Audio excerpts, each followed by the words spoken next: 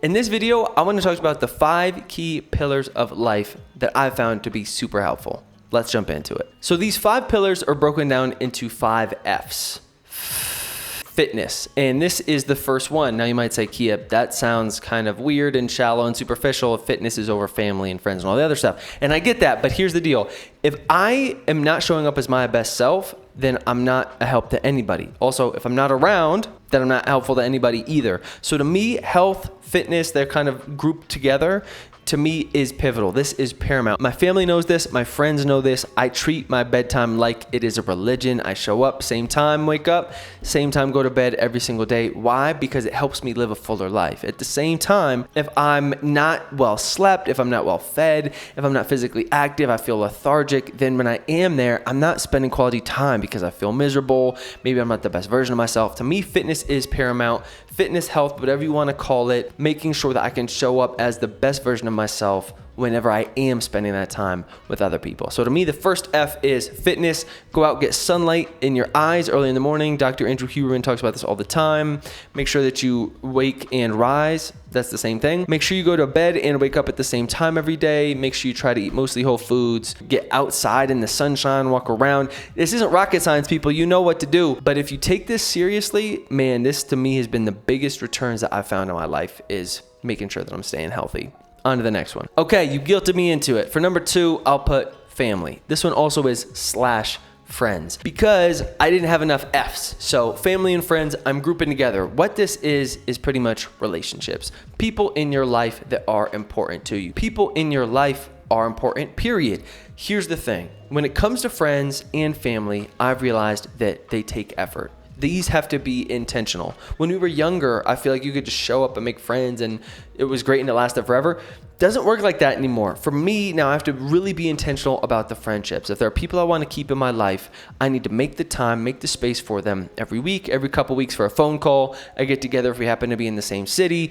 I'm doing the nomad thing at the moment. So a lot of times I'm not in the same city as these folks, but I always have time for a phone call or a FaceTime, whatever it is. I try to call my family once a week, making sure that you have a community, you have relationships, whether they're in person or somewhere out there in the world, and putting the time and effort towards cultivating these relationships has been huge for me.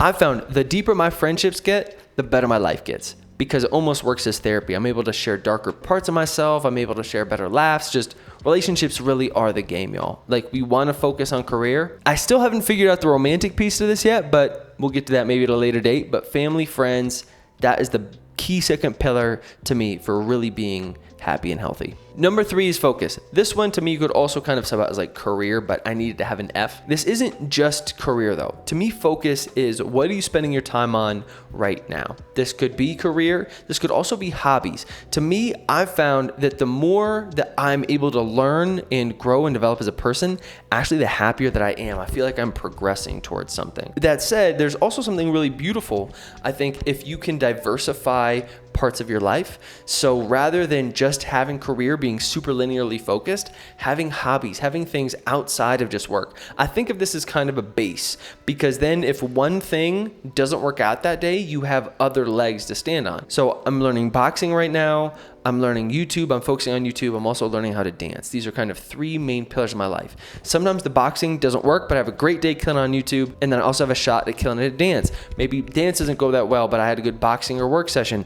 Maybe work is killing it and the other 2 don't go well. My point is, if you have more legs to stand on, you can knock out one of these bases. You can have a day where something doesn't work, it's crappy, whatever, and you have these other places of focus that can kind of help lift you up. I think another piece that's really important to this is if you have kind of diversified interests, you could also build micro communities in these places. So I have, me and my buddy and my trainer that do boxing. I have other people in online communities around career and YouTube and music that I connect with online. And then I also have the people in my dance studio. And so there are these micro communities and friendships that you're able to build outside of just having the one thing. Listen, you want to keep the main thing the main thing. That's the truth. But outside of that, there are these other places that to me really I've found make a more meaningful life And that way, when one thing doesn't work out that day, I think of it like a portfolio, that I'm kind of diversifying my portfolio.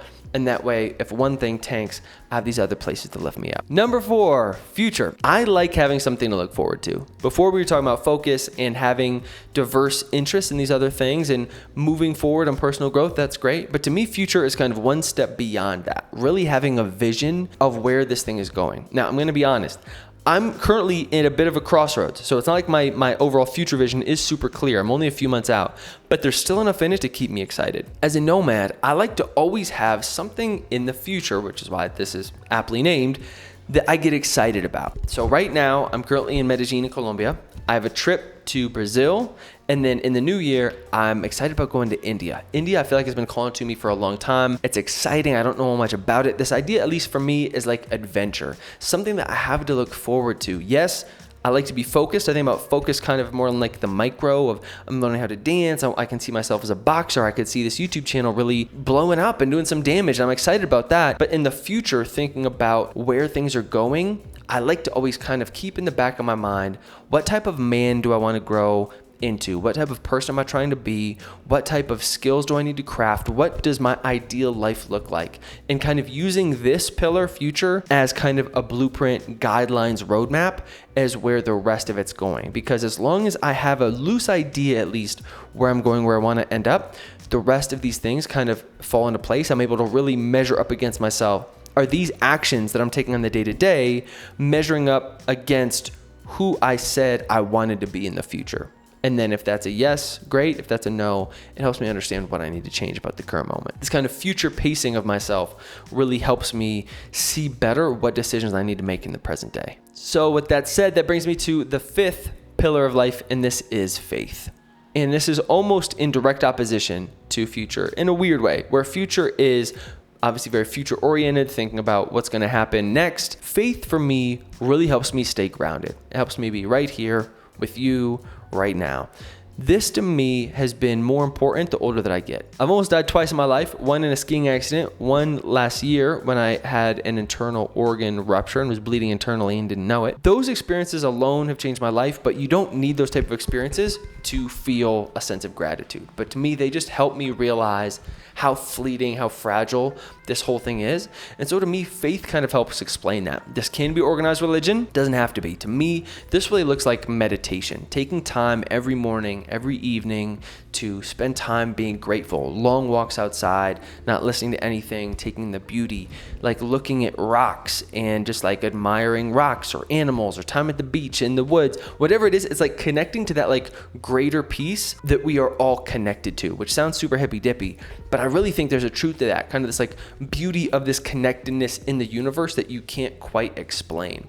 And to me, connecting with this, spending time every single day helps me kind of understand my place in the universe and my small piece of it. I'd say that the 3 kind of isms that I subscribe to are Stoicism, Buddhism, and nihilism, which might sound like they're in conversation with each other, maybe contradict each other in some regards, and in some they do. That's why I'm not a strict believer in any one of them, but all 3 I kind of help me figure out and make my way through this life. I feel like Buddhism really helps me be present.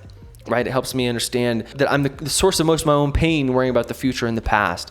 Stoicism helps me do hard things. It helps me stay disciplined. It helps me be rigid, have a vision, really know what I'm shooting for. And then nihilism is kind of the umbrella for all of it, to understand that like all of it is meaningless in a way because nothing really matters. Like, we're all gonna be, you play this out in a long enough timeline, we all turn to dust, we're all on a big rock hurtling through space. There have been millions before, there'll be millions after. My life is actually completely inconsequential. And because of that, it's actually meaningful, which sounds weird, but let me explain. It's because nothing matters, like working and doing all this stuff every day to day and hustling and trying to make money, blah, blah, blah. Because on a long enough timeline, this all fades to zero. That actually makes it much easier for me to roll with the punches when things don't work out. That makes it easier and gives me some perspective on what's really important in life. It's like my family, my friends, my health. And like all the other stuff is noise. And that's what I mean by nihilism. It's not like give up and go, do heroin and just like fall off the boat. Like it helps, I stay motivated. That's why, I have still some other pieces to it, but the overarching kind of umbrella of nihilism to take everything with a grain of salt, don't take myself too seriously, understanding that we're only here for a very short period of time, understanding that really everything is meaningless, to me actually infuses a lot of meaning into my life in a kind of roundabout way. It's just like, oh, there's a little rock over there that seemed cool. Or like I had a moment with a dog. I was walking, I had all these things to do, and I just like took a second and just like watched this dog playing in the water. And it was just like, none of this really means anything. There's something kind of beautiful about that like I get so stressed out about wanting to be great or live up to my potential or build all these skills and all these things. And it's like, Kia, chill the F out. Take the moment for what it is. Appreciate the people in your life that are there. Appreciate this dog licking water in the fountain, and just like take it one day at a time, because you're dying and time is only going to speed up. Those are my 5 core key pillars of life that help me stay on the straight and narrow, live a relatively happy life. We all have ups and downs. I hope that those were helpful. Feel free to steal mine. If those don't resonate with you, let me know why not. Smash all the buttons. Figure this out for yourself if you want to. And I'm excited to come to you live and direct soon with more videos next week.